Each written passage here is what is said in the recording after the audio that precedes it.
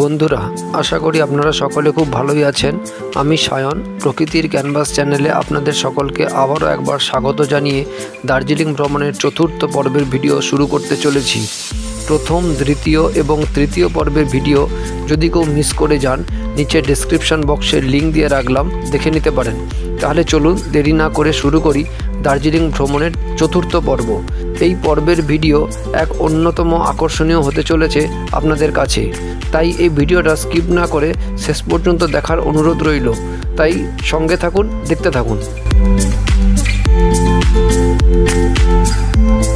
এক বিশুদ্ধ, স্নিগ্ধ, শান্ত পরিবেশকে সঙ্গী করে দুপুরের লাঞ্চ সেরে আমরা পৌঁছে গেলাম আবার সেই ম্যালের সামনে খানিকটা সময় কাটাতে।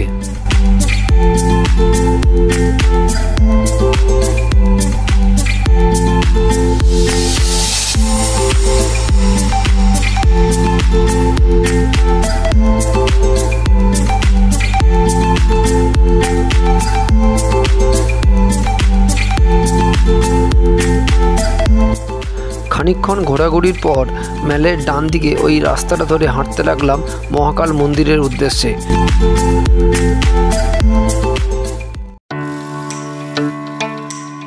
পথ চলতে চলতে এরকম রেলিংয়ের ওপারে অস্পষ্টভাবে দেখা যায় ওই দূরে দাঁড়িয়ে থাকা সুউচ্চ পাহাড়ের কোলে ছোট ছোট ঘরবাড়িগুলো কেমন যেন মেঘাচ্ছন্ন হয়ে রয়েছে। প্রকৃতির এই অদ্ভুত খেলা দেখতে দেখতে পৌঁছে গেলাম মহাকাল মন্দিরে যাওয়ার সিঁড়ির সামনে। এই হচ্ছে মহাকাল মন্দিরে যাওয়ার সিঁড়ি। চলুন সঙ্গে থাকুন, দেখতে থাকুন।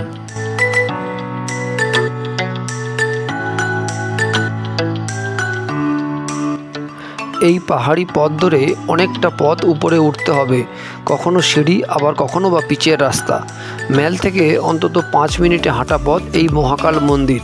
তবে উপরে এক অদ্ভুত বৈচিত্র্য রয়েছে, যার নিদর্শন গোটা ভারতবর্ষের আর কোথাও আছে কি না জানি না। সেটা কী এমন দৃশ্য তা উপরে উঠেই দেখাচ্ছি।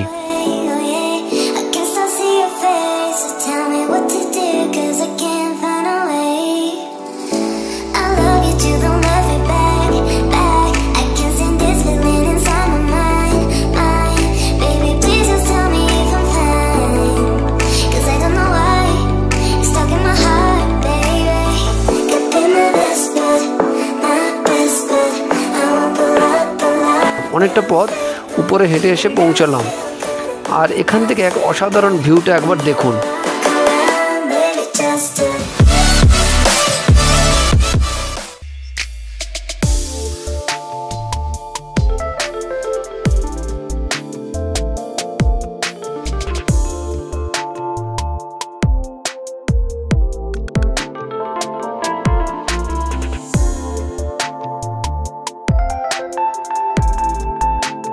খাড়াই পথ পেরিয়ে পৌঁছালাম মন্দিরে যাওয়ার মূল ফটকের সামনে।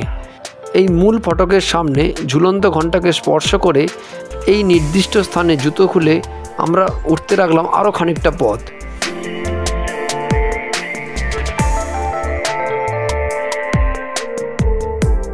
কিছুটা পথ উপরে উঠে এসে পৌঁছে গেলাম হনুমানজির মন্দির ও আরও নানান দেবদেবীর মূর্তি দর্শন করতে।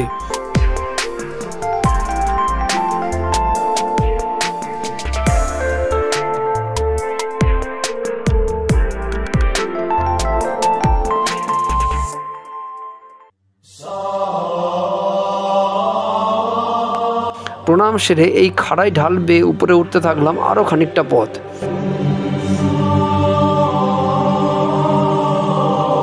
চলতি পথে দেখা মিলল চারিদিকে বিভিন্ন কালারের এরকম অজস্র তিব্বতিয়ান পতাকা লাগানো রয়েছে, আর প্রত্যেকটি পতাকার মধ্যে রয়েছে তিব্বতিয়ান ভাষায় লেখা ধর্মীয় বাণী, যেটি তিব্বতী কালচার এবং মনস্ট্রিতে দেখতে পাওয়া যায়।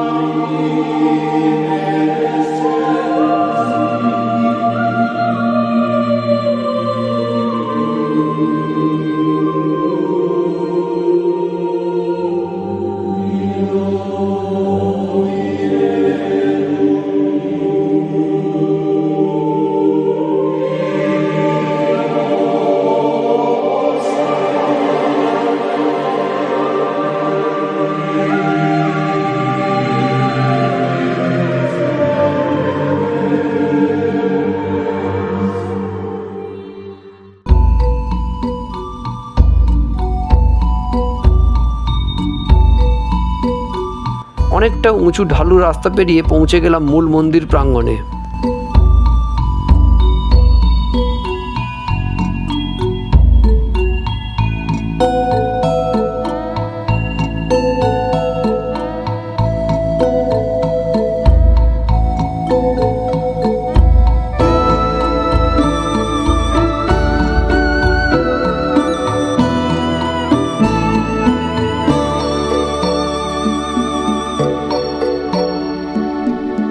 বাইরে ফটকের সামনে অপেক্ষায় রত মহাদেবের বাহনকে প্রণাম জানিয়ে প্রবেশ করলাম মূল মন্দির প্রাঙ্গণে। আর মন্দিরের ভেতরে রয়েছেন স্বয়ং মহাদেব আর ভগবান বুদ্ধের বিগ্রহ। দুই ধর্মের দুই ভগবানের পূজাপাঠ করে চলেছে হিন্দু ও বৌদ্ধ দুই ধর্মের পুরোহিত অনন্তকাল ধরে, জাতি ধর্ম বর্ণ নির্বিশেষে। এ যেন এক মহাজাগতিক মিলনস্থল। এ দৃশ্য অত্যন্ত বিরল এক দৃশ্য।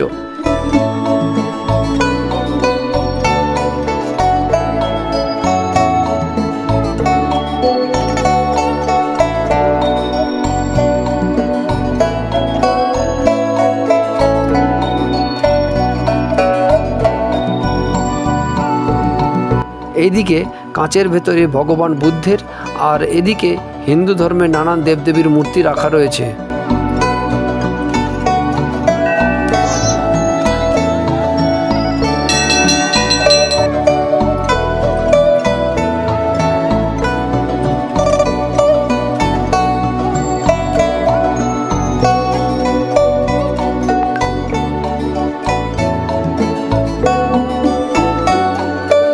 এটি একটি যজ্ঞস্থল, যেখানে হিন্দু রীতিনীতি মেনে পূজাপাঠ, বিবাহ ইত্যাদি অনুষ্ঠান হয়ে থাকে। আর এই হচ্ছে বৌদ্ধ স্তূপ।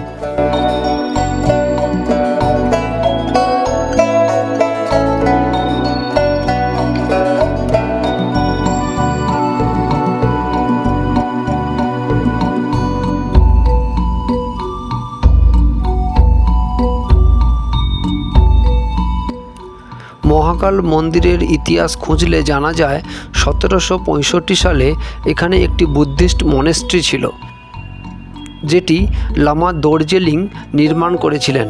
শোনা যায় ঠিক সেই সময় 3টি শিবলিঙ্গ হঠাৎই আত্মপ্রকাশ করেছিল। এরপর 1788 সালে গোর্খা আক্রমণের ফলে মনেস্ট্রিটি ধ্বংস হয়ে যায়। কিন্তু অদ্ভুত ব্যাপার, সেই 3টি শিবলিঙ্গ সেখানেই থেকে যায়। এরপর 1860 সালে মনেস্ট্রিটি আবার তৈরি করা হয়, কিন্তু সেটি এখানে নয়, এখান থেকে অন্তত 8 কিলোমিটার দূরে ভুটিয়া বস্তিতে। আর এখানে এই মহাকাল মন্দিরটি তৈরি করা হয় 1782 সালে, যেখানে হিন্দু ও বৌদ্ধ ধর্মে একসাথে পূজা করা হয়, যা পরবর্তী সময় এটি একটি পবিত্র স্থান হিসাবে স্বীকৃতি পেয়েছে।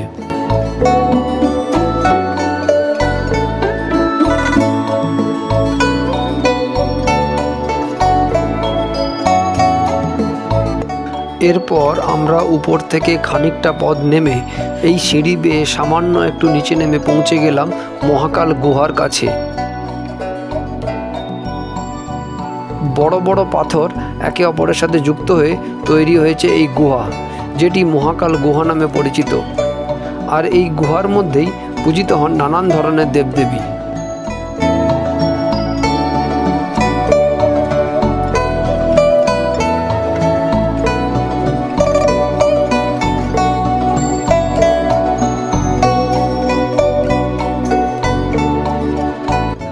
বেশ খানিকটা সময় উপরে কাটানোর পর গুটি গুটি পায়ে নামতে লাগলাম, কখনো সিঁড়ি আবার কখনো বা ঢাল পিচের রাস্তা দিয়ে। ভিডিওটা যদি আপনাদের ভালো লেগে থাকে তবে একটা লাইক করে শেয়ার করে দেবেন। আর যারা যারা আমার চ্যানেলটিকে এখনও সাবস্ক্রাইব করেননি তাদের কাছে আমার বিশেষ অনুরোধ, চ্যানেলটিকে আজই সাবস্ক্রাইব করে পাশের বেল বাটনটি প্রেস করে দেবেন। ধন্যবাদ। তো বন্ধুরা, আজকের মতন ভিডিও আমি এখানেই শেষ করলাম। কেমন লাগলো তা অবশ্যই কমেন্ট করে জানাবেন। পরবর্তী আবার নতুন একটা ভিডিও নিয়ে খুব শীঘ্রই আপনাদের কাছে ফিরে আসছি। ততক্ষণে ভালো থাকবেন, সুস্থ থাকবেন, সাবধানে থাকবেন। নমস্কার।